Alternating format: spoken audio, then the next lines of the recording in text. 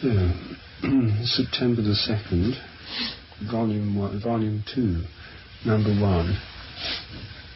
1991.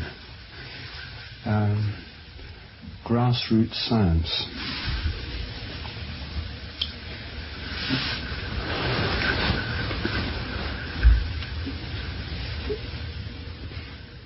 The organisation of science as we know it has become increasingly professional and institutional, and big science is increasing in its scope and power, so that more of physics research gets directed into huge projects like the super accelerator. A lot of physicists are very worried because this is drawing off billions of dollars in funding.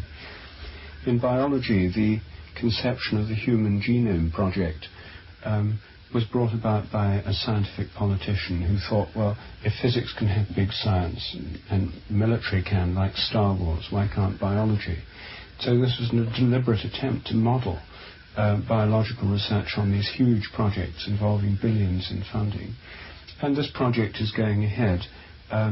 It's meant that there's even greater predominance of funding in the billions for molecular biology, gene sequencing, gene cloning, biotechnology, that kind of research.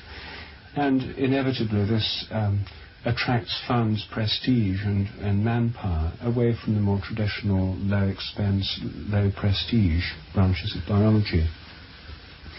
And this tendency towards big science and bigger centres and the predominance of fewer centres of excellence is going on all the time.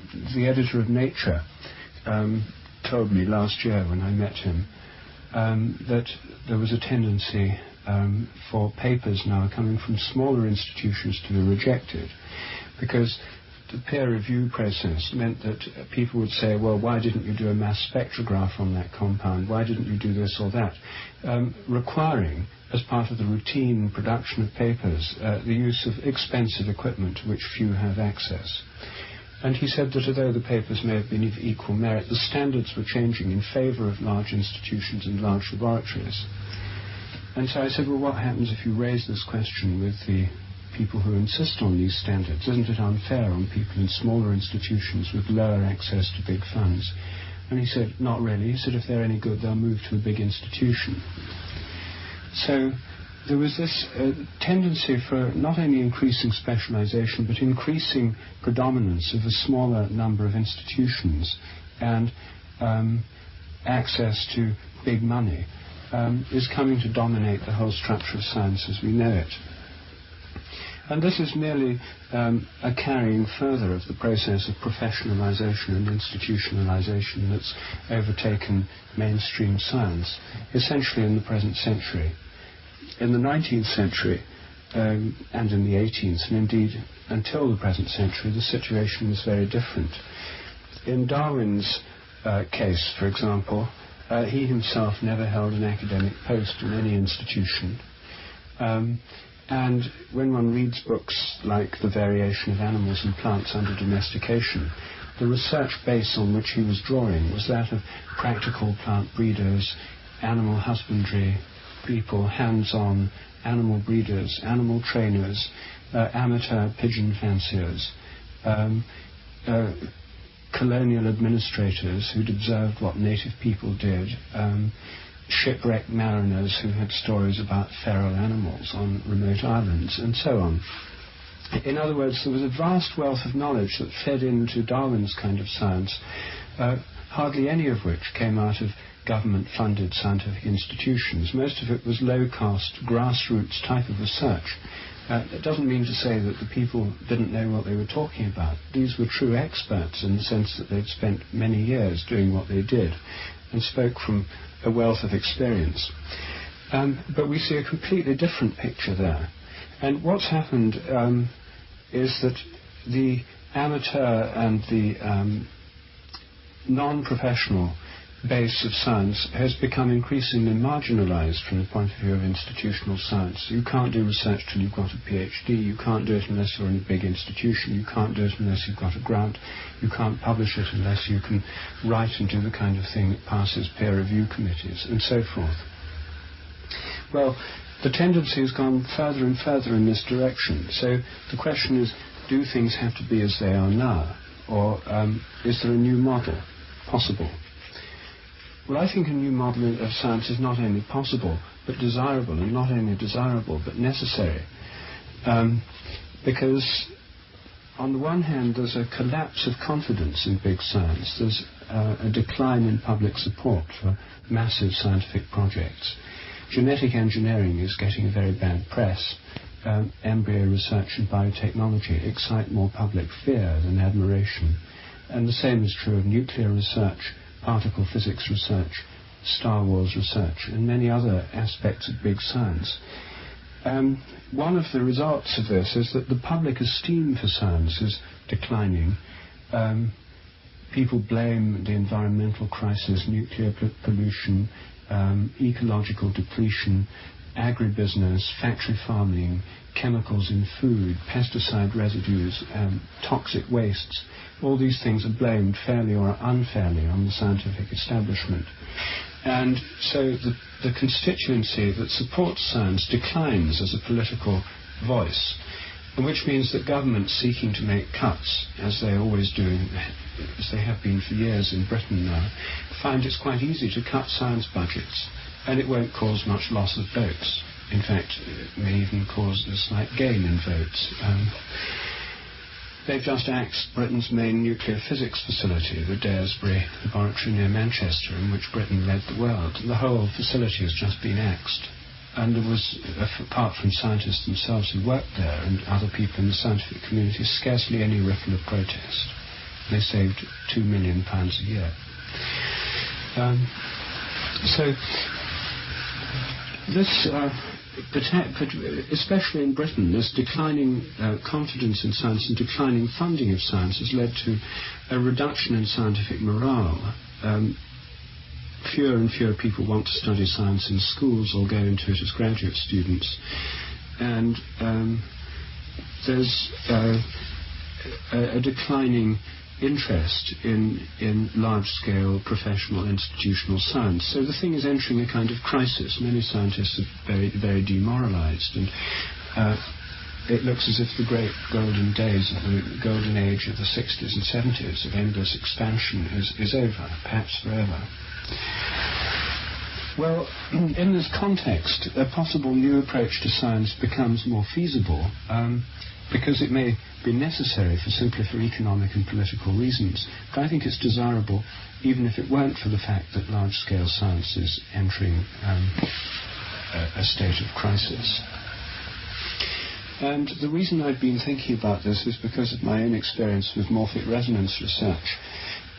Since this is such an unorthodox theory, the theory of memory in nature, since it goes against the established paradigm or model of science, funding has been very hard to come by.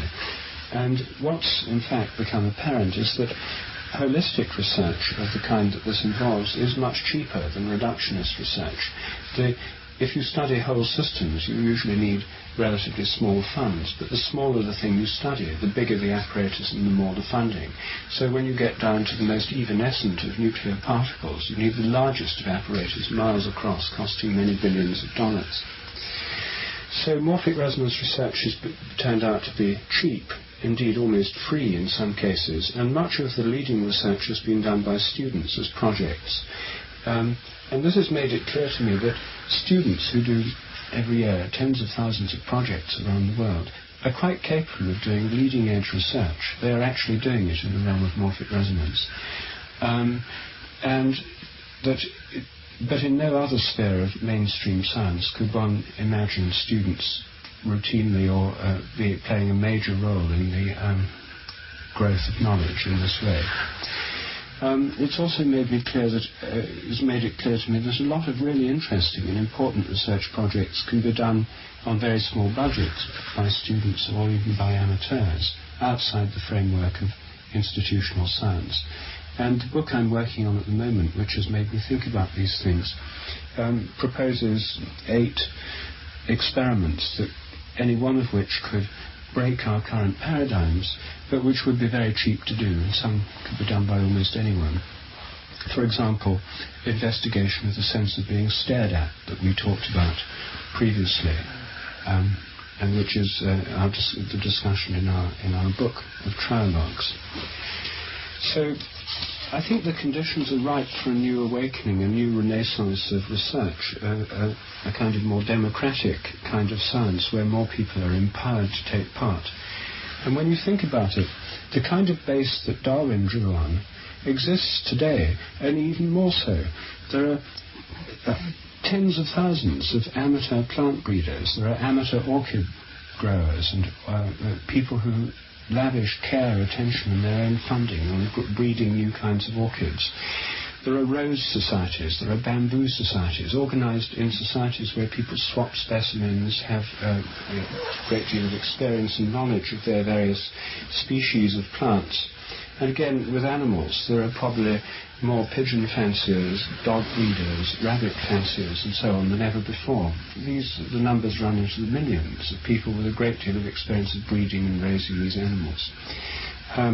There are people who train horses, dogs. There are falconers who train falcons, including new species recently domesticated, building up a great wealth of knowledge, which is all available through amateur networks and societies. There are anglers and hunters who get to know the species they hunt very well. There are old-style naturalists still around.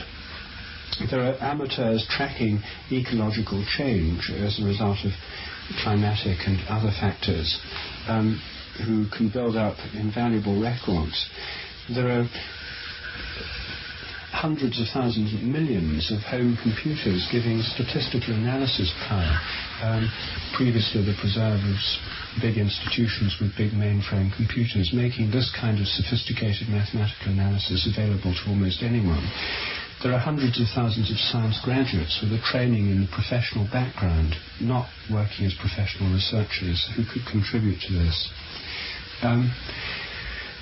And there are already areas where almost all the research that goes on is in fact amateur. These are some. In addition, there's the whole realm of psychedelic experience, where professional research is very limited in scope, but amateur research has accumulated a wealth of knowledge and experience. There are amateur computer experts who have developed an enormous amount of experience. And I think that this base that already exists, at present almost completely disregarded by institutional science, provides the basis already in place, costing governments nothing, requiring no external funding, from which a new kind of grassroots science could arise. One way would be through extension of existing networks, possible building up of regional research networks. And the way I'd see it developing is that this other kind of science would not be seen as a rival to existing science, but in the end this could all be complementary to the professional science, the scientific establishment, and these two systems could cross-fertilize and influence each other, whereas now they proceed as if the other one hardly exists. So that's my idea about the possibility of a new kind of science.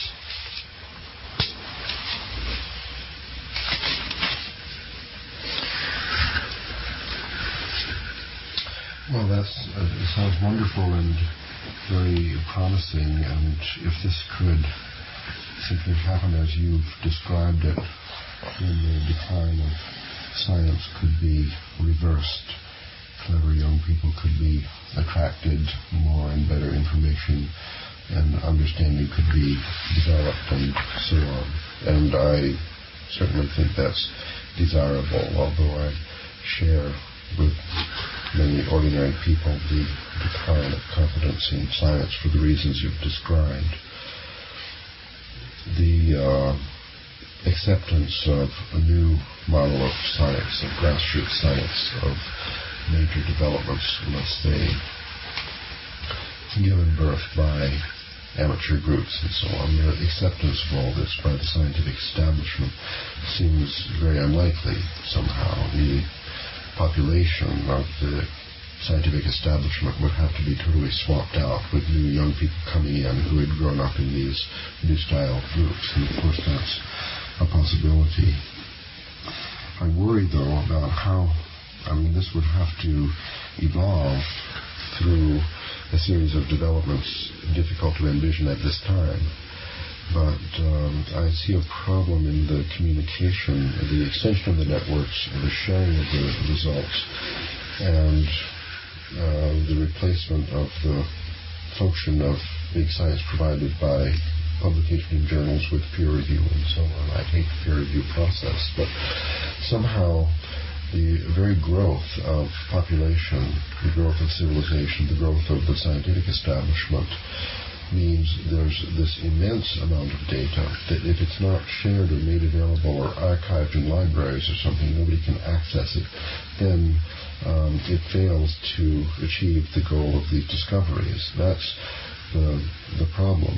So I think the key to this development of a new model would be the development of a new model of a communication system for sharing the results of research. It won't be necessary. It won't be possible for each group of pigeon fanciers in South Burlington, Vermont or something to have a journal and newsletter or something like that, a regional newsletter. There would be too many newsletters to read. So I think the secret key to empower the success of this new development is the communications aspect of the computer revolution, the bulletin boards, the computer networks, and developments not yet really visioned for the archiving and sharing of this kind of information in central electronic libraries. That would be the key. And until everyone could access the results of this research and easily sort of survey all what had been done in a certain area and find out about these new hybrids and so on, that the dream couldn't really become a reality. Maybe it requires further development in the archiving and sharing of electronic information in order to make this possible. How will the regional networks be organized and communicate with each other? It could be that the lack of a successful means of communication that way is the very reason that these big laboratories and big science has actually evolved. The governments have sensed, they have tried, they've experimented, and they've proved to their own satisfaction that the investment of the bucks in a big laboratory gives a bigger bang than in granting smaller sums to a large number of small laboratories. Certainly these groups will need grants, they'll need some support. You have to have some equipment. Inexpensive science still does cost, right? Well, I mean, the thing is that if you take, say, pigeon fanciers, they already have journals. Pigeon Racing Weekly and so on. There are several in England on newsstands. They already have newsletters. None of them get grants. They buy their own pigeons, race them, maintain them, breed them. There's a system of competitions or prizes for successful winners of races, but the whole thing is completely self-financing. Now, the idea I had in mind was in cooperation with these different communities of researchers or practitioners who already exist, one would pose certain questions like, how do racing pigeons home? Now, I have my own ideas about how this could be tested. For example, by moving the loft from the pigeons, seeing if they can find the loft. This is one of the experiments in the book I'm writing. Well, this kind of question, when formulated, put out there in the racing pigeon new press and in the existing newsletters, might engage a certain number of people in wanting to do these experiments. The results would be fed in through these existing networks of information to others, and there would be a debate and other people perhaps take part, and the whole of this community could be engaged in certain kinds of research projects. Now, in relation to, say, amateur naturalists, a project that I'm trying to get going in London, where I live, in Hampstead, is that on Hampstead Heath there's several species of trees that are showing very advanced signs of dieback or actual death. The London plane tree is dying off all over London, which will totally affect the appearance of the city. Willow trees are in a bad way. Acacias are in a very bad way. some species are not quite so bad. And opinions most people have hardly noticed. But those who have noticed have different opinions as to why this is so. We've had 2 or 3 years of drought. There are certain fungus diseases around. There's an enormous increase in ozone and atmospheric pollution due to increased car traffic in London, photochemical smogs. Which of these are affecting it? And as the greenhouse effect begins to bite, as the temperature changes, what kinds of changes will occur in forest ecosystems? There's nobody keeping records. The Heath authorities are busy rushing around mending the drains and sort of clearing the rubbish. The preservation societies are busy trying to stop people cutting things down and spoiling the heath by building new police radio towers on it and that kind of thing. But there's nobody at present keeping a year-by-year record of what's happening. So posing the questions is part of it. And if amateur naturalist groups had clearly posed questions like, is there a year-by-year change in the bird population, the tree population, which trees are suffering, which ones are doing better, we would have an enormous database gathered from different parts of the world, which would be of practical value. For example, in what do you do about global climate change if the greenhouse effect is really happening, which it seems to be. If the climate of Britain gets warmer and drier, for example, what kinds of trees should be planted on Hampstead Heath now, so that in 50 or 100 years' time, well within the lifetime of a tree planted today, there's a reasonable chance of them surviving, rather than the whole place being an ecological disaster zone. And this is a very small, I take this because it's a very small example, but there's a much bigger question. What kind of crops would grow in changing climate? What changes occur in existing forests and existing ecosystems? So it's not just a matter of enormous accumulation of data without any kind of... that's happening already. These amateur groups build up enormous data banks which they share through networks and newsletters already in place. But for a larger picture and for the asking of specific questions, there could be a system whereby these questions are fed through these local networks or formulated with the help of people within them. And there could be a vastly greater research effort going on than there is now. And I don't think it would necessarily require a big change in the present system. Some of them, I'm sure, are using computer networks already. Others have existing systems of information exchange, like newspapers, journals, commercially produced magazines, the rabbit fancier. There's all these things. Incredible number of specialized journals are actually published and are self-sustaining financially. So I think it's partly a question of formulating questions that are of a wider interest than the nuts and bolts questions asked within these existing groups or within groups that could come into being, and put these into a larger picture. And that, I think, is the way that the research could be coordinated somehow through particular kinds of questions. Yes, well, if interesting questions came along from a central authority or an interesting amateur, as for example your forthcoming book, and this captured the attention, the imagination of groups worldwide, and then they accumulated their data pertinent to the question in standard form, readable by other groups, and so on, then a bigger picture, regional or global picture of certain phenomena like the death of plane trees could be developed. But it might need, in order to synthesize all of this information, a really large map, a computer graphic display, or something that would be 2 steps beyond the budget of these small groups. Maybe there would be a secondary network where the primary pigeon fanciers and so on, doing research with homing pigeons and moving them home.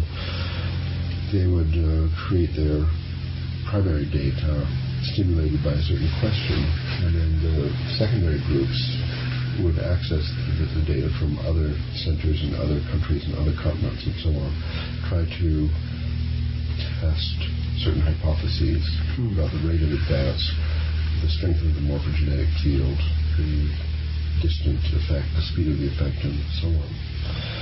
Probably for all this to happen, it would require a substantial motivation, because these amateur groups have habits. They're habits of the 19th century groups, their survival of the grassroots science of the past, and some kind of broadcasting of their results to central labs or secondary research groups trying to develop a larger picture, a global picture that's not part of their habit. So to make this transformation from their habit to a new mode would require some kind of compelling motivation. And I think that this mention of global environmental problems is touching on what may very well be the powerful motivation that would incline these groups to attain to a higher level of cooperativity among themselves on a global scale.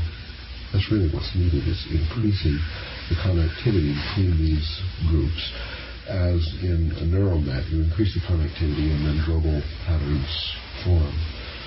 So I think in the context of this idea that bad news is good news, that the rapidly approaching environmental problems, I'm personally worried more about global cooling than global warming. But in any case, a global change is going to simulate a global response, I think. And that might be the way in which the revival of grassroots science takes its strongest motivation. What do you think, Terry?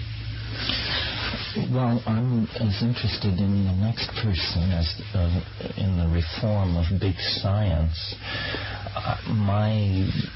The way I would choose to react to Rupert's statement is, rather than see it as actually a practical plan for the reform of science, to see it more as a proposal that can serve to show us what's wrong with science and how far off the track we've come. My questions would address 4 areas which all arise, I think, from the same problem that I see with it. First of all, instrumentality. The grassroots science, you called it 19th century, Ralph. Grassroots science can be done with rather tangible problems. But if you're interested in the neutrino output of the sun or something like this, instrumentalities of great cost are necessary. And I think that science has not only moved from the easy problems to the hard problems in its evolution over the past 1,000 years, it's also moved from the cheap problems to the expensive problems, and that it is now wedded to instrumentalities of such size and cost that even nations seem to need to band together. For instance, the Super Collider project or the proposed joint Soviet-Mars expedition. I don't think there's any way for grassroots science to finance and execute an expedition to Mars. So I've made 3 areas of concern. Instrumentality, meaning scientific instruments of great cost. Technology, the fact that science is the handmaiden of advanced product research, is what has given it such overwhelming sway over most of our lives. Science is not done in the spirit of Greek curiosity about the order of nature.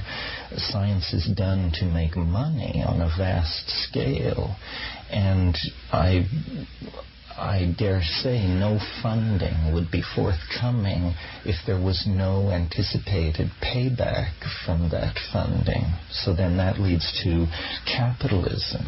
what is its role in the promotion of big science over small science, and how can the impulse to do pure science in the Greek style or the grassroots style somehow be unlocked from the demands of capitalism, which distort that impulse, so that we may spend hundreds of millions of dollars discovering whether certain chemicals that will go into a facial soap are allergenic or not, but we wouldn't allocate $100,000 to study a very basic and interesting question like how the pigeons home. And then fourthly, and along the same continuum, science has been appropriated by the military-industrial complex. And again, this would be very hard to see how it could be disentangled from that. So I see your proposal as not so much a proposal for the reform of science, but for the creation of a kind of parallel institution. We could almost call it the people's science, or science, hands-on science. And I'd just like to hear you address all these things. I mean, I'm all for the idea, but I think science has been vastly transformed from the simple impulse to understand the natural world around us into a kind of hellish marriage with capitalism, technology, enormous instruments, and the military-industrial complex, and that I've probably named some of the most overwhelming and monolithic forces in our society. How can we rescue Dame Science from the hands of such intractable foes of the Greek and original impulse to simply understand and appreciate the natural world? Well, I think that part of the answer comes from the shift in paradigm, which is happening for a variety of reasons, independent, well, not independent, but seemingly independent of these political and economic ones, namely the move towards a more holistic model of science. And as I said earlier, the holistic research, where you look at whole systems, is much cheaper than analytical research where you look at smaller systems. You see, atomism, which is the philosophy that underlies reductionism, puts the greatest emphasis on the smallest possible things. Hence, the highest prestige attaches to superconducting supercolliders, which are the biggest pieces of apparatus you can make, because the smaller the thing, the bigger the apparatus. Now, if we as we are doing, undergo a shift of model, so that kind of science seems somewhat less interesting, then the emphasis would become on studying the properties of molecules, of crystals, at their own level, of cells, of organisms, of ecosystems. That kind of science, requiring enormous increase in instrumentation, which goes together with a reductionistic approach, would simply become less important, less relevant, less attractive. And that would in itself help to take care of the instrumental problem. You can see the same thing in medicine. If you have a medical research system that we've got now entirely in the service of mechanistic medicine, then the emphasis goes on new methods of biochemical diagnosis, genetic engineered diagnostic aids, high-tech scanning equipment, and so on. And no research money at all in most countries goes into looking at the effects of other holistic methods, which meanwhile flourish even in small towns around the Western world. All the different kinds of holistic approaches that go on. There's not really much effort to compare these approaches to see which works better than others. There are a few small-scale projects, but it's clear that the economics of the medical system, which at present are escalating costs, which mean the cost of insurance or the cost of socialised medicine in countries with it, like Britain, are constantly spiralling upwards, are provoking a whole crisis in the healthcare system. Now, for political reasons alone in Britain, there's an increasing willingness for economic reasons really, of politicians to consider the possibility of holistic medicine simply because it's cheaper. And if you can cut down on the costs of heart transfers, expensive scans and that kind of thing by people doing more meditation, taking a few homeopathic pills and that kind of thing, have acupuncture, this kind of thing could lead to far cheaper medical insurance. It could lead to a much cheaper and more comprehensive health service in countries that have comprehensive health services. And it would lead to a completely different kind of medical research. I mean, how, in this context, which would be very relevant to medical insurance companies, which already, in some cases, insure people with chiropractors, osteopaths, acupuncturists, and so on. One way of going about this on the grassroots method I've suggested would be simply a survey method, a systematic survey carried out by students or local communities, going around asking people what diseases they've had, how they think they've been cured, and how they rate the effectiveness of the different systems they've had. This is, in fact, the word-of-mouth method, is how one gets to know about things like acupuncture. You hear somebody said something, they say it's been cured by acupuncture. You go to them, someone's got a bad back. It's a chiropractor that cures it, not going into an advanced surgical ward. In some cases that works, but for most people, these systems, which are outside the purview of orthodox medicine and the AMA, are what work, and you hear about them by word of mouth. A more systematic approach, you see, would be systematically to survey people's experience. You have like a consumer report on these systems, and this could be done at any level of sophistication or depth.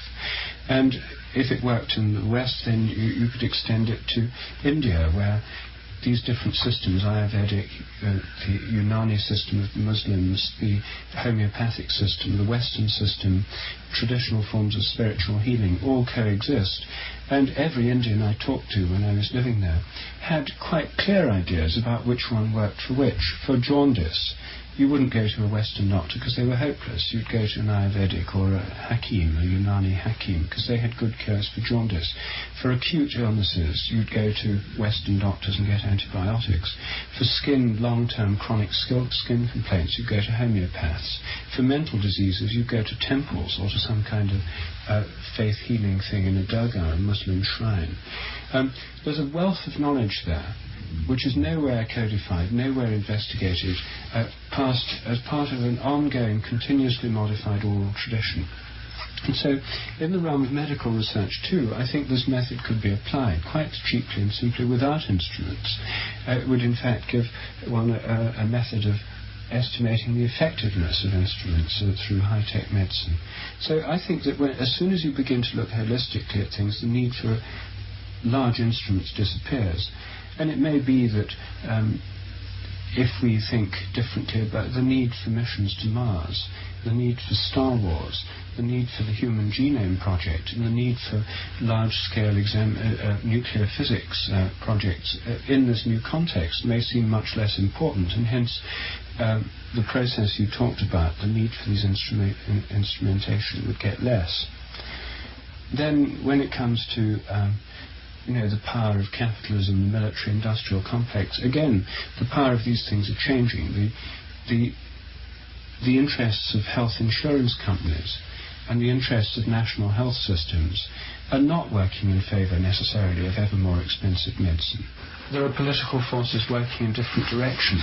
With the end of the Cold War, the need for vast high-tech military spending projects is going to become harder to defend politically.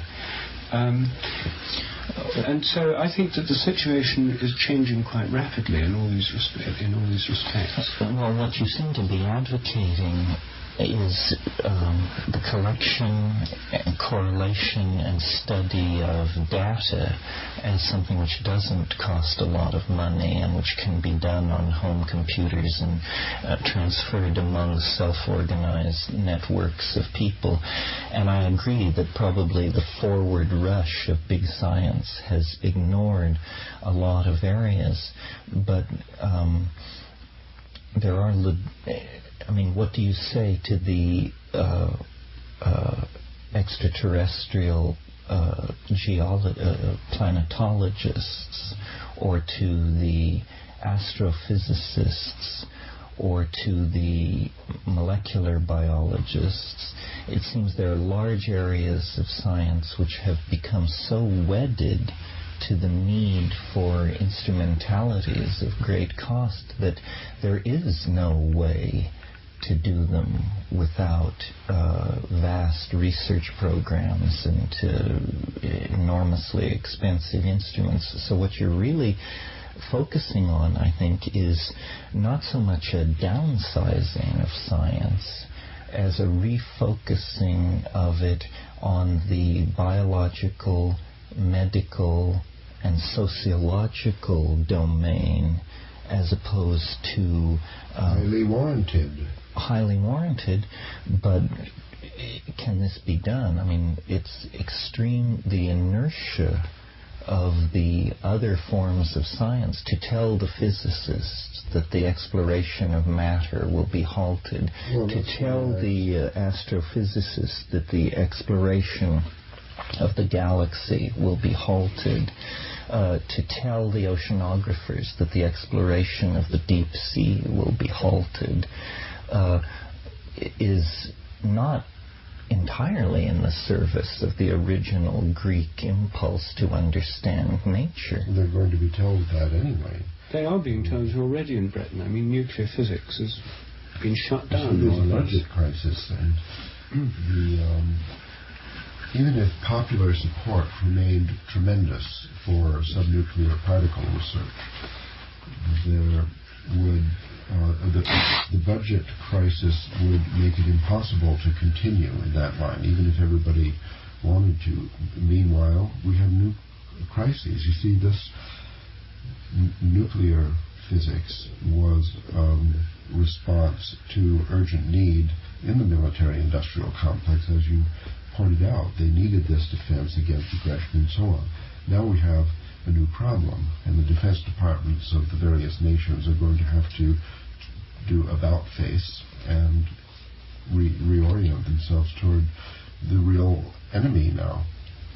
Well, when you were talking, for instance, about gathering and integrating temperatures on or climatological data on the die-off of trees in Britain, it occurred to me recently there's been a debate in the scientific community saying that all ground-based temperature observations have to be thrown out of the model, because only if you look down from space on an environment do you actually get data which is not contaminated by local effects.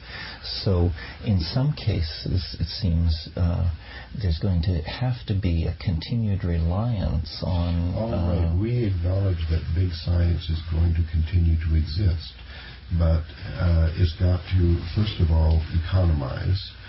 Secondly, reorient itself toward real problems, not only to maintain popular support, to maintain any support, maintain any population of scientists to do it. And thirdly, it's got to reintegrate with grassroots science because of economies and also because the information on that level is needed. I think that the new model for big science is going to be data banks together with scientific visualization strategies based on computer graphics, which, as you correctly implied, is expensive. The mission to planet Earth, the NASA proposal to monitor the temperature every year from satellites, will actually be very inexpensive compared to ground-based methods of collecting the same data. The problem is how to visualize it. And there we see groups working at the national laboratory level with enormous supercomputers that are really expensive, trying to devise ways to synthesize all this data and sort of get the picture. So I think the new challenge for big science will be, they'll still have maybe more moderate budgets, but they will have to be focused in big laboratories with big supercomputers and with huge disks holding all this accumulated data. I mean, mission to planet Earth will be broadcasting down from these satellites terabytes, terabytes per minute of information that has to go somewhere.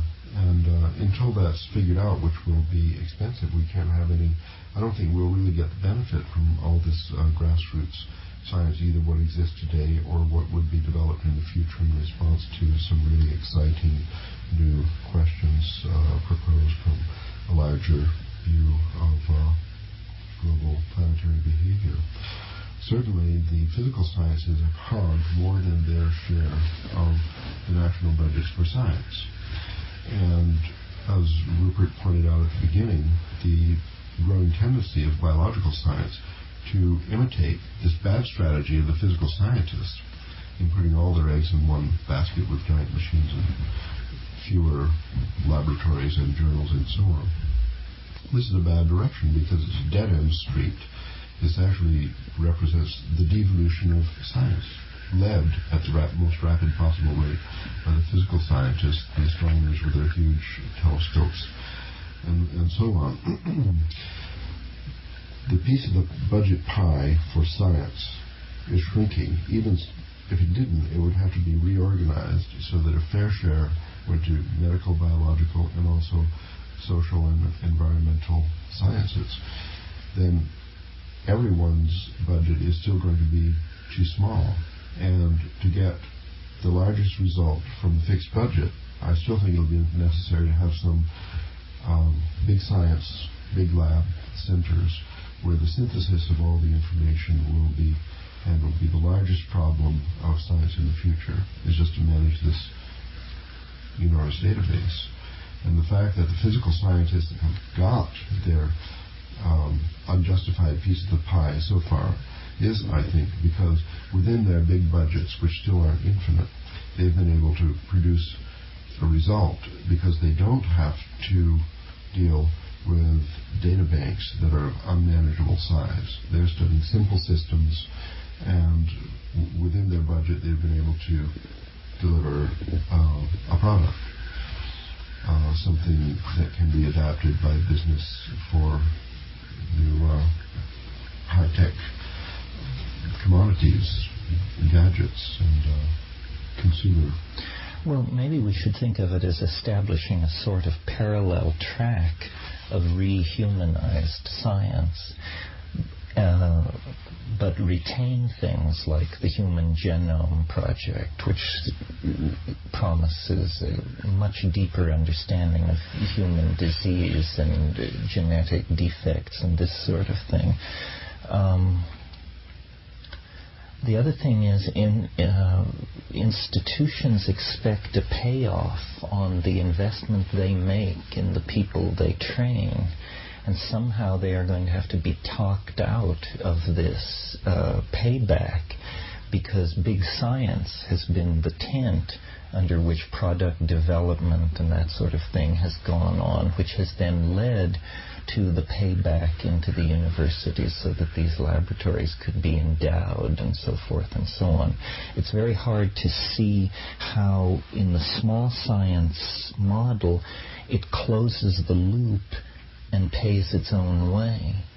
It has more the quality of the English squire or naturalist who carries out observations in his local area that are very interesting, but that only his private wealth allows him the luxury of doing this. How will it support itself? How will it be other than something in the hands of hobbyists and dilettantes? Well, there are two things that could happen there. One is that well, already amateurs do these things on quite a large scale. Pigeon fanciers, of whom there are about 500,000 in Britain, are mostly working class, and some of them are on social security. The one I've worked with most closely can't work. He's got a disease. He's on social security. It's so cheap that you can do it on that level. This isn't just the province of squires. Maybe orchid growing is if you need greenhouses. But there are certain kinds of things which we live in a far more prosperous society than ever before. So that this kind of expenditure of your own money on what you really like is widely available. Many, many people take advantage of it, even if it's only at the level of gardening. And it's one of the most popular of all hobbies. People don't need grants to buy plants for their garden, and they wouldn't need grants to graft different ones together or to breed different ones by crossing them. We're using a camel hair brush to transfer the pollen from one to another. So plant breeding and things are so low budget, they're actually within the capacity of hundreds of thousands, of even millions of people already. When it comes to the need for additional funding for data banks, for things where you do need other things, I think that there could be a new system of, there could be regional research councils, there could be, there's various structures you can think of where a tiny fraction, 1%, 0.1% of existing science budgets were put in funding this grassroots science, together with a series of competitions. I in fact suggested one to the editor of Nature when he told me about this increasing complexity and cost of research as the tendency. I said, well, why not offer a $10,000 prize every year, the Nature Prize, for the best research conducted on a budget of less than £1,000? And he said, there's no point because no one would enter for it. And I said, I would. And he said, well, then I don't think we'll offer the prize.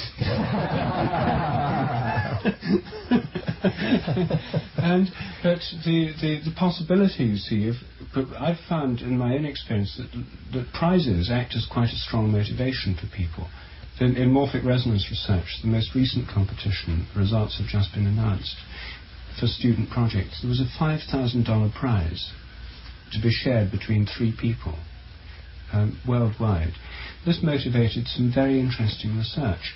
And so a tiny fraction of existing science or education budgets devoted to funding this grassroots network would be politically popular, because it would be far more politically popular than the 99% devoted to big science and existing projects, because it would touch far more people and give more visible results. Because the kind of budgets we're talking about are so small, a little amount of money would go a very long way. So I'm not saying it wouldn't need funding, but the amount of funding would be so small compared with existing science budgets, you'd hardly notice it, this deflection of a tiny percentage of existing budgets in this direction. Yes, that's right. Well, don't you think, though, that the public's support for science is based on the expectation that it will usher in new technologies, which the mass of people have a great faith that these new technologies will then deliver them into a somehow better world?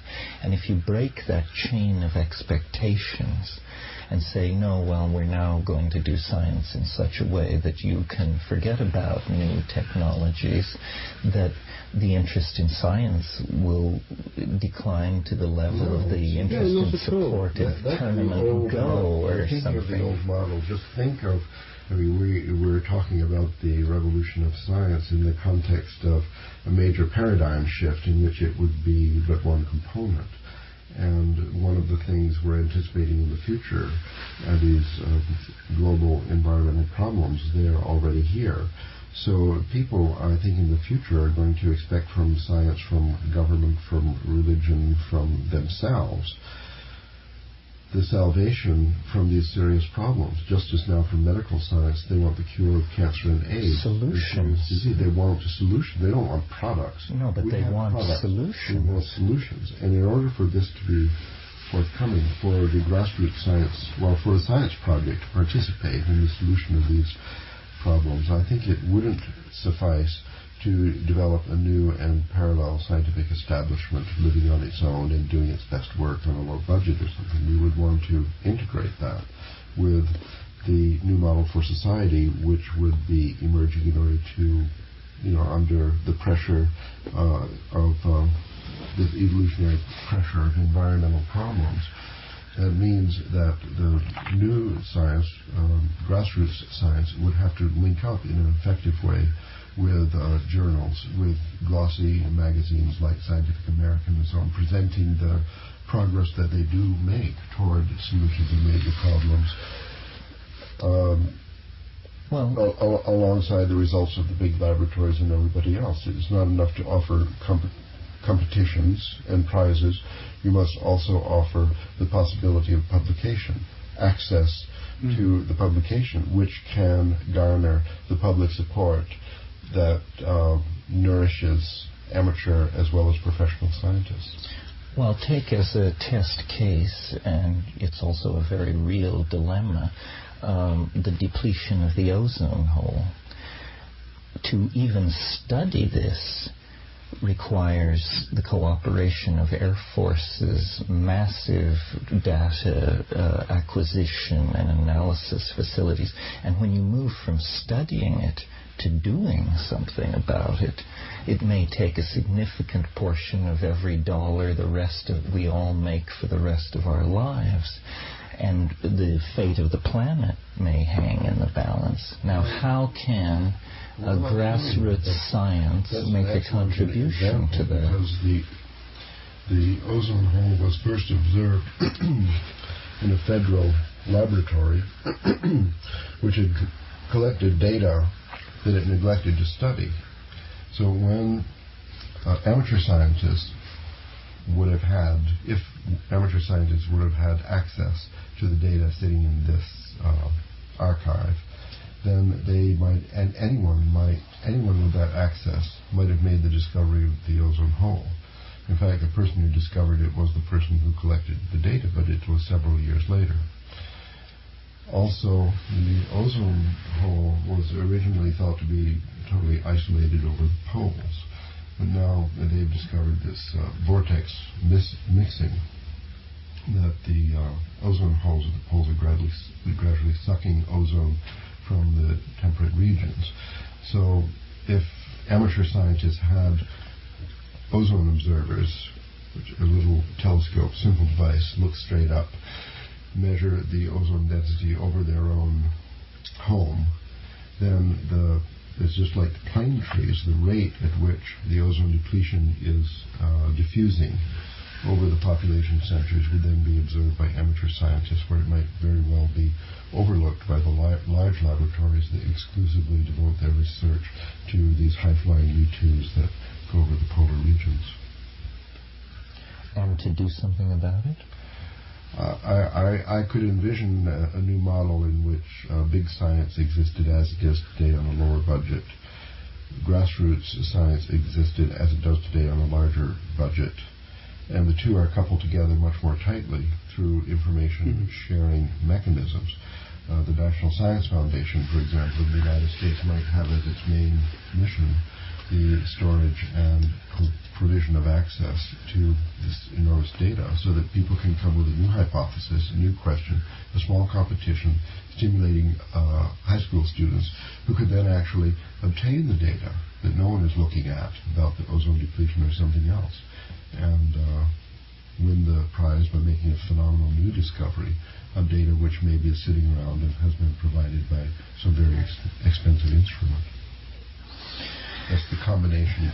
So it seems to be, we keep returning to this thing, that the big science provides the data, or the data is accessible by non-expensive local means, but somehow the problem is to acquire the data.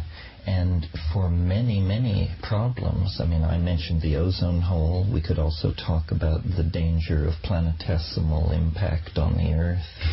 Things like, or analyzing the effect of the Philippine volcanic eruption. Somehow the acquisition of this data sounds like it's going to keep big science in business for a while. And I absolutely agree with you, there should be no such thing as classified scientific data. That's an obscene concept. But I wonder if, at least at this stage in the technological revolution, a Mach 2 is sufficient to deal with the data collected. Perhaps it is.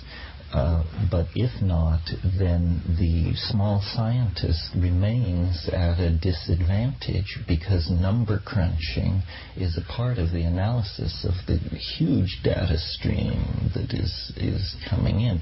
Maybe the answer is to concentrate on dropping the cost of supercomputing. Well, that's happening. But that would require an enormous governmental project costing billions of dollars and so forth and so on, the very thing we're trying to get away from here. Well, I think the computer revolution is actually the answer to the main problem. The prices are spontaneously dropping. Supercomputer on the desk, the personal supercomputer, is a reality today. It'll be cheaper tomorrow, the Mach 3, the Mach 4, and so on. Let's take that for granted. I still think... But it will be brought to us by Apple Corporation, one of the largest corporate entities in the American capitalist mix. It won't be done by two guys in a garage. That era is gone forever. Not well. I mean, you're now concentrating on these huge, like the ozone hole problem, and how can you apply it? First of all, how the ozone hole, what do you do about it? A lot more was done about that, in Britain at least, by amateur groups like Greenpeace and Friends of the Earth. You know, people protesting to corporations about canisters. There's some protests about fridge recycling.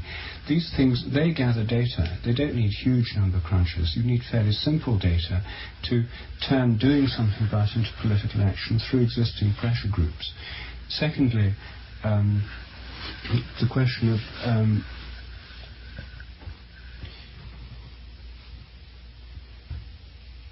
well, no, just leave it at that for the moment about the ozone hole. The second question about information gathering, there isn't in fact a glut of information in some areas. There's a great shortage. Friends of the Earth also collect samples downstream from industrial firms in rivers and from drinking water supplies, and find that in sort of 30% of Britain they exceed the nitrate levels permitted by British and EEC regulations. Pesticide residue levels are far too high, etc. Data which, if it's collected at all by our government, is kept secret, and which, when revealed and published, requiring no great sophistication of laboratories, no enormous number crunchers, can lead to enormous political knock-on effects, questions in Parliament, letters in newspapers, public protests, that can actually begin to do something about these things. So the environmental groups have already used fairly simple analytical techniques, fairly simple data processing methods to great effect. So the ozone hole is...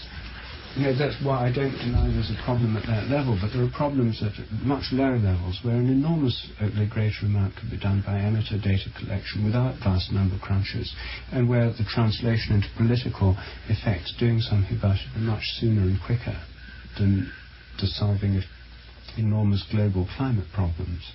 Well, so I think we're left with the conclusion that there has to be a parallelism, that somehow there's room for both of these approaches, that they address different areas of concern, and that when they can make common cause, that's all well and good, but that they're really directed toward, in most cases, different ends. Well, not necessarily, you see, because coming back to an earlier point where you said that what people want in science is something that gives a product or something useful or some public good. That's not really always true in some cases, but think of the things that are some of the most popular things in the whole of science that interest even 3-year-olds, namely dinosaurs. Science museums draw millions of people to them if they put on displays of dinosaurs. Stephen Jay Gould sells millions of copies of his books, which are about things like dinosaurs, extinctions, and so on. The only form of popular science that interests Merlin, aged 3, is dinosaurs. He goes to halls of science to see dinosaurs. And so the interesting thing is that there's a kind of science here which has an enormous grassroots base, which has nothing to do with... But a major paleontological project has the character of a major dam building or excavation project. I mean, it costs millions. Most of these bones were collected in the last century by amateurs for virtually nothing.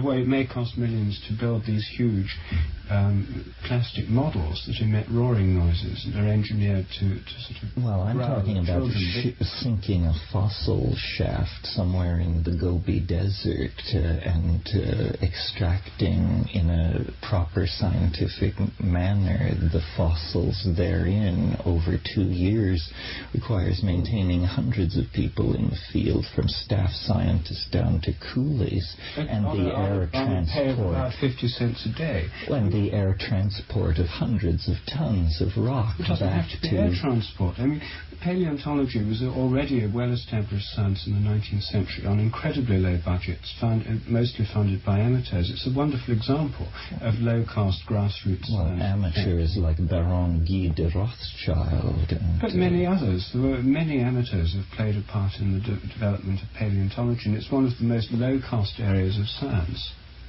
And it's one with one of the highest public appeals.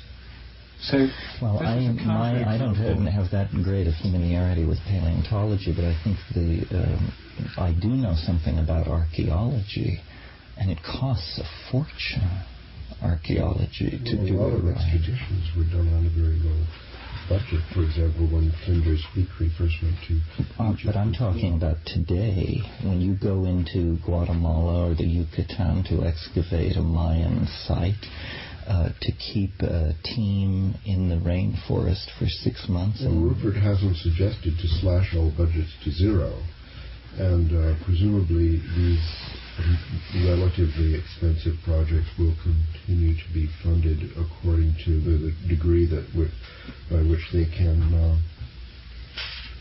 gain public support. They provide exciting results, solve important problems, and so on. They could be funded. Simultaneously, they could be influenced enormously by discoveries of the Grassroots science group, feeding into the determination of how this budget is supposed to be spent. Well, yes, we might stick with archaeology for a moment here, because it's an interesting science in that it doesn't generate new products. It doesn't give us a sense of progress. It doesn't feed into the military-industrial complex. It seems almost the model of what we're talking about, and yet it's absolutely famished for money for all those reasons, and finds it very difficult to obtain funding. An enormous amount of archaeology is funded by the patronage of wealthy enthusiasts, and it's not a happy experience to spend an evening with archaeologists listening to them discuss the difficulties they're having funding projects that they are in a few minutes able to convince you are very, very worthy and interesting.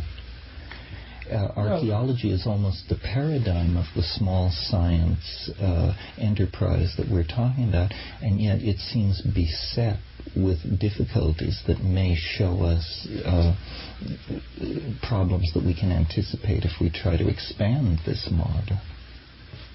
Well, I mean, at the moment, the archaeology budget, I'm sure, is a tiny fraction of the 1% of the budget spent on the Genome Project, Star Wars. We're talking, the global archaeology budget must be, what, 10 million, 20 million, at most? Something like that. $50 million, I should imagine. I should be and this is absolute peanuts. You might as well say it is an amateur science. But it is an amateur science. A lot of it is an amateur science, and then it's got this professional end where they have to raise funding, often from private concerns and so on, or wealthy donors. It is an amateur science. It has a large grassroots component even today. You know, people who excavate in an amateur manner. There are Anglo-Saxon excavations go on in Britain, for example, using students in the vacations, amateurs, and so on, with very minimal central funding from the government. And so archaeology is actually a case in point. It's the model. You've got a large grassroots base, a large grassroots popular interest, museums which can attract lots of people to see these things. And even the biggest projects are relatively cheap compared with large-scale science.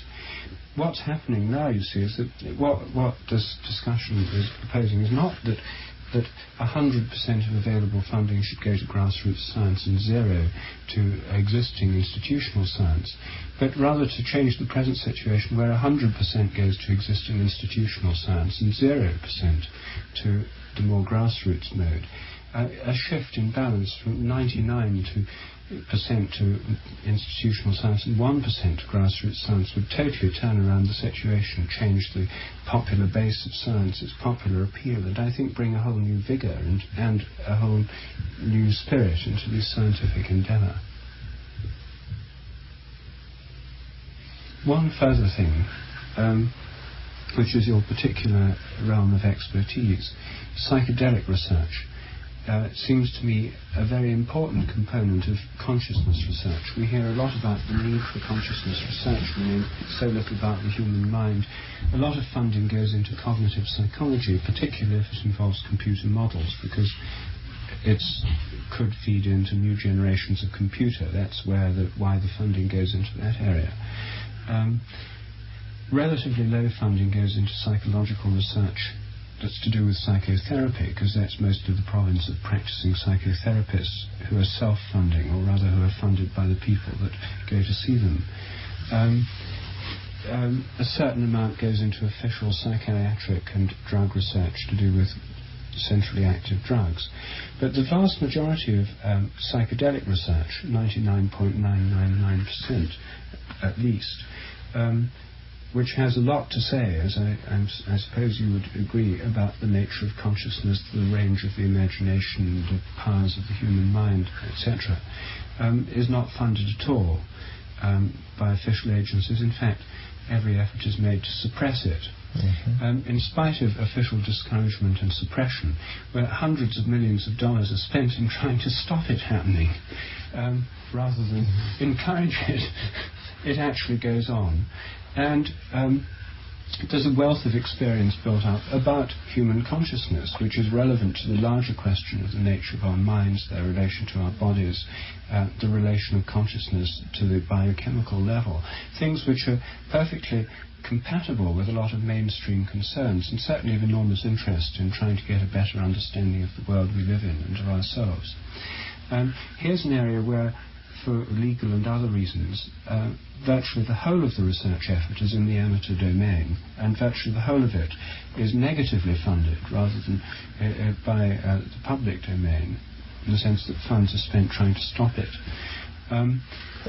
Here's an area where there's the possibility of networks and of coordinated questions being asked, which could be of enormous value starting today, because there's not much prospect of this research being taken up officially.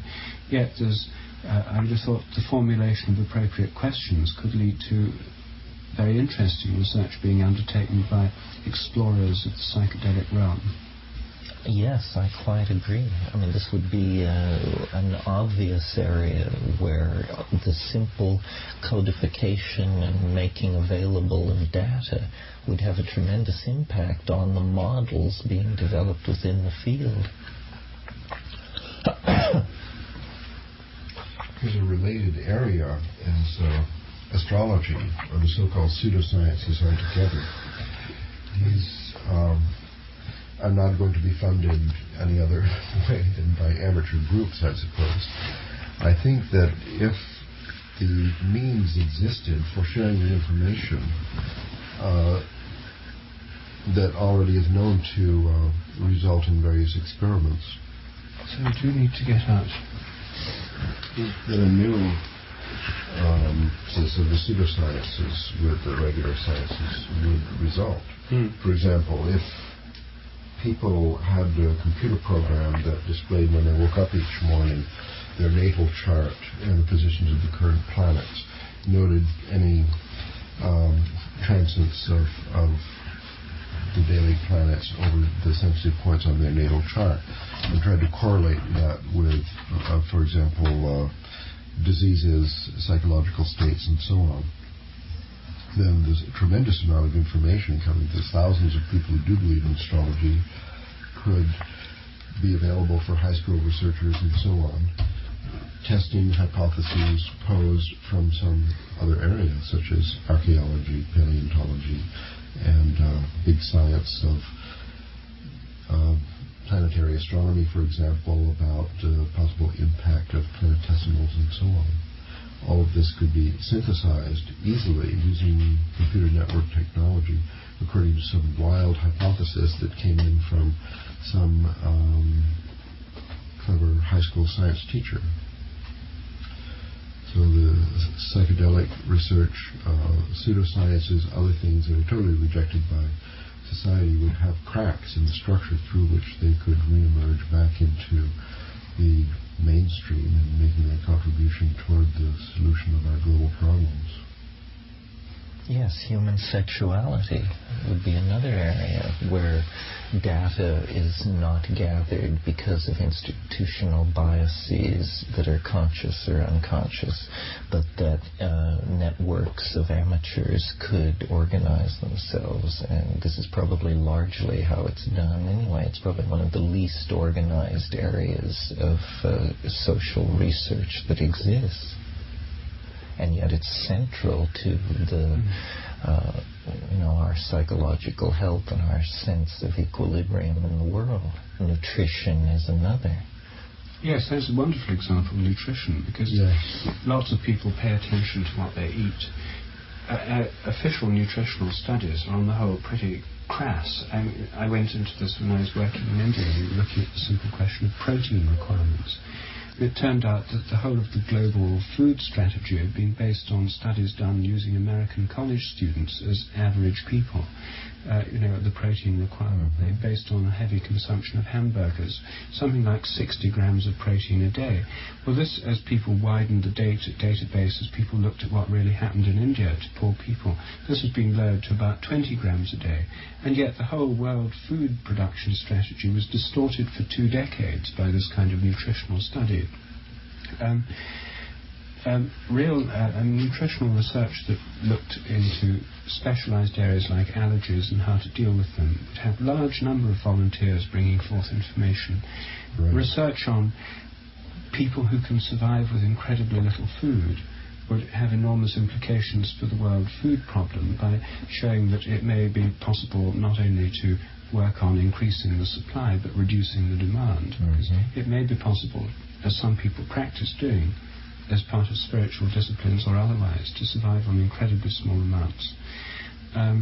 There's huge areas in nutritional research where there's a wealth of information that's totally untapped at the moment. The official nutritional journals are based on artificial experiments or nutritional surveys where people go around with clipboards or sit around observing people eating and noting and weighing them every week. We carried some out in India ourselves. Of a completely unrealistic kind. And yet, nobody thought of going around and asking people what they thought about nutrition. So one of the faults of big science is associated with the reductionist perspective, I suppose, is this gradual, progressive, never-ending elimination, trimming, pruning off different things that are labeled as pseudosciences, amateur, fringe science, and or subjective. Subjective, all the paranormal, all the nutritional, all kind of alternative medical, all these things that are rejected comprise a daily growing group, while the number of natural phenomena studied by big science, official science, and establishment science is always shrinking.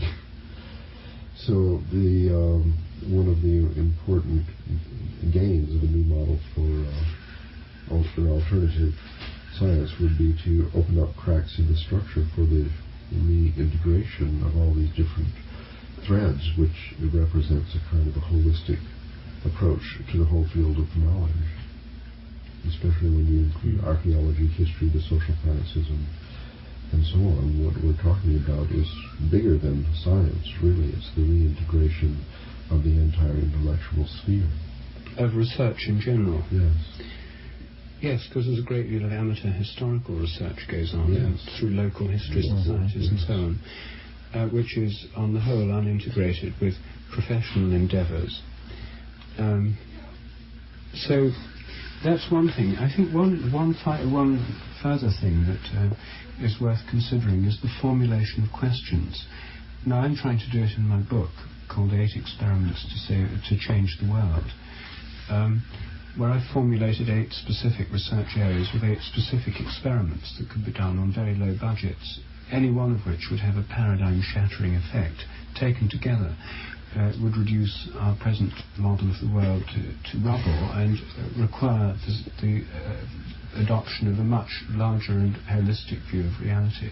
These would be, they're all things that can be done for budgets of $100 or less. Now, I've spent some years trying to think out this kind of experiment, and the ones I've finally come up with for this book are selected from about 20 or 30 that I've considered. But this is my own unaided efforts, and it's a virgin field, and I can't believe that I'm the only person capable of thinking of these things. There must be many people, given the incentive, who could think up really good questions. One thing that happened with morphic resonance research was a competition run by the New Scientist magazine for experimental designs for morphic resonance, with prizes totaling only £250, which led to a considerable wave of creativity in experimental design. In terms of large-scale questions, the kind of endeavour I've been engaged in thinking up simple experiments is something which groups of people, such as ourselves or such as exist in many parts of the world, could get together and think of questions, and not only think of the questions but think of ways in which they could be plausibly implemented on low budgets by groups of amateurs, actually work out questions and possible strategies that could be implemented. These would then be competitions one way, a kind of forum for questions in which these questions would be published, and the most interesting ones would be taken up by others and stimulate a public debate is another. But this is an important component of it, and this is something that costs nothing. It just involves people sitting around thinking and talking. And this, I think, is a very important component of it, because there are lots of people in place who can do the experiments, but most people outside the scientific endeavour have not felt empowered to ask the kinds of questions which you can ask. And because my own background's in experimental science, I don't have that particular inhibition. But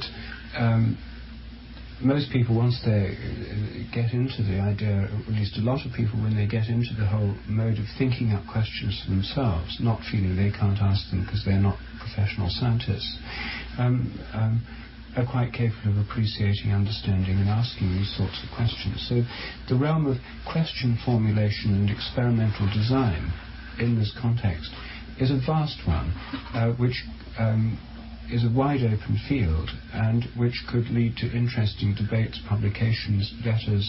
It could be done through existing popular science journals. If New Scientist or even Nature had a page in each issue devoted to the discussion of less than $1,000 research projects or things appropriate to small science.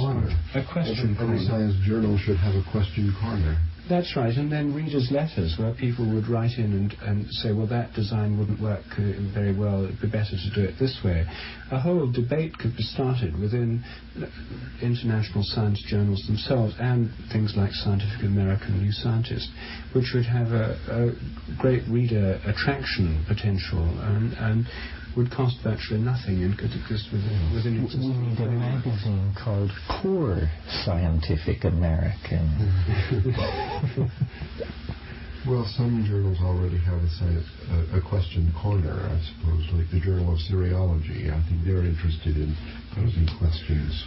That's right, and they also have people's predictions for the year, where people can offer their predictions about what's going to happen. Next year's discoveries. Yes. Well, something of this kind probably wouldn't survive actually as a separate journal, but once this idea got more widespread, within existing periodic, even newspapers could run them on their science pages, and there could be sort of sections of this in schools and universities, student societies and so on. There could be, if there was some forum in which the questions could be aired, if some means by which they could be not merely sterile exercises in imagination, but rather have prizes or competitions that stimulate this and give a personal reward to those who think them up, and also some means by which the research can be implemented and fed into the amateur networks. Then we'd have a completely different model. Like in psychedelic research, you see, one could formulate particular questions which one could ask of people who take mushrooms or cannabis or whatever, DMT, and the various psychedelics, questions which would be which seem interesting or important to those experienced in the field, which could be asked of many people. People could write in to some address or through some newsletter or networks or something. This information could be collected. But formulating questions is an extremely important part of this whole vision and endeavour. And fortunately, that's the cheapest part of the whole thing. As you know, mathematics, well, it's not a science, but it has this alternative structure already. It's always been very strongly influenced by questions and prize competitions. And the bulletin of the American Mathematical Society has a regular question corner, and students and all kind of amateurs send in their entries, attempted answers of these problems. Some of them are quite difficult. So there's an existing model up and running. Yes, which it does have a very strong stimulating effect on the whole development of the subject. And some of the best people are in charge of the question corner. Yes, well, Scientific American, the amateur scientist section of that has exposure run for years, and some quite intricate experiments are carried out for very little money. So we've already got models up and running. Yes.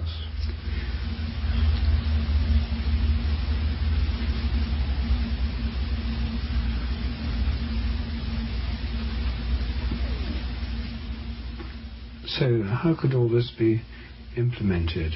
Well, we have we sort of derived a workable alternative system.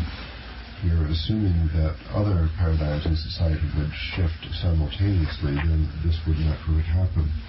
I think the key just for example, on the integration of the different paradigm shifts, the key for the transformation into this new model would be changes in the universities and high schools. We mentioned several times high school students responding to these prize problems, and not so many times university students.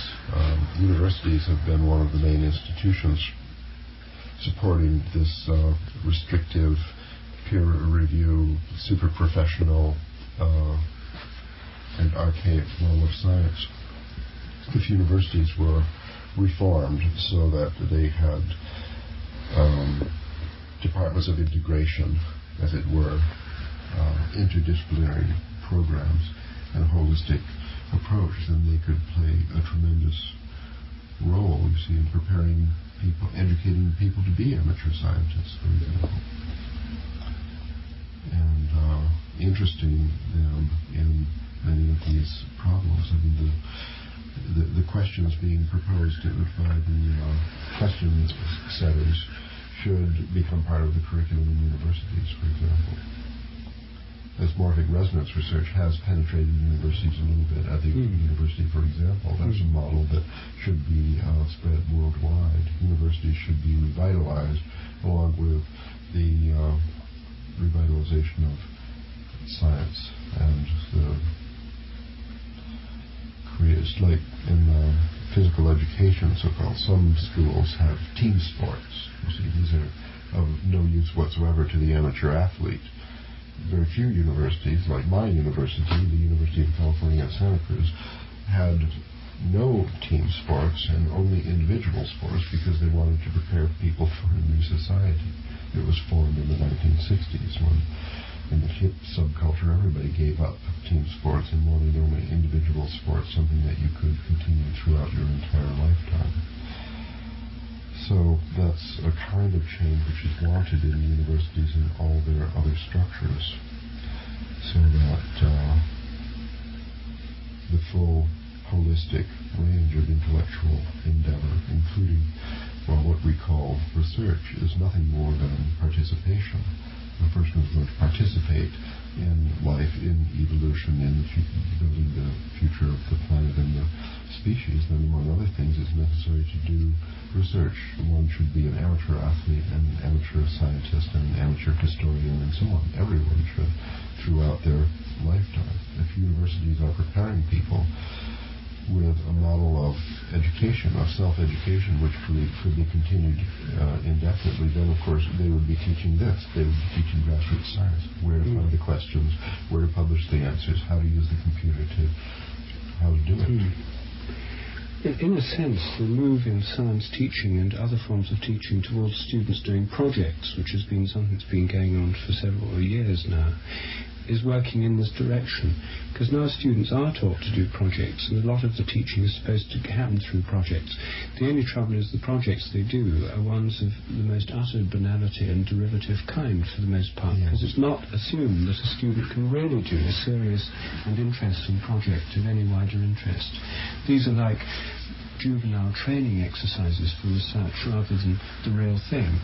And there's no doubt people need training in research methods, but there's very few student projects that I've ever come across are conceived of as being real research.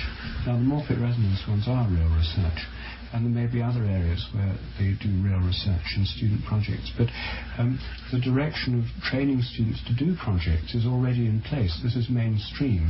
It's just that taking seriously what's already mainstream hasn't happened yet. The students are demanding more interesting problems if we set them. And because they're not set them, they abandon science and go to something else which is more interesting. And they have real problems that students can address, like the computer science. So the creation of a new model for science, for grassroots science, would actually give universities the opportunity to revitalize their science curriculum, thereby attracting once more the better students who are talented particularly for that, giving them something to aim at in their lifetime of research without large grants and working in big laboratories for the military-industrial complex. So I think it's this whole discussion bodes very good news for universities.